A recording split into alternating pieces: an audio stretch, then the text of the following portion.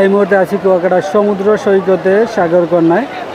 তো পর্যটকরা আনন্দ করতেছে, কারণ কুয়াকাটা সমুদ্র সৈকত খুবই ভালো একটা জায়গা, যেখানে হচ্ছে আপনারা নিরাপদে সুন্দরভাবে ভ্রমণ করতে পারবেন।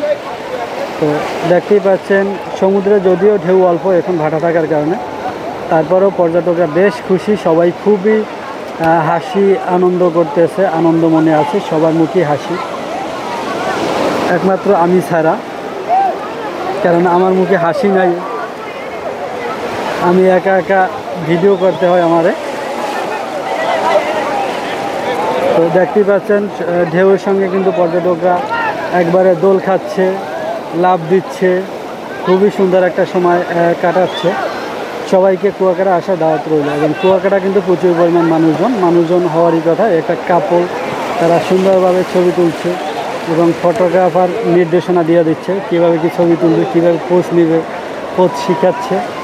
তো সবাইকে কুয়াকাটা সমুদ্র সৈকতে দাওয়াত রইল, সবাই আসবেন, কুয়াকাটা সমুদ্র সৈকত ভ্রমণ করবেন। এবং এরাও কিন্তু খুবই আনন্দ করতেছে, মজা করতেছে।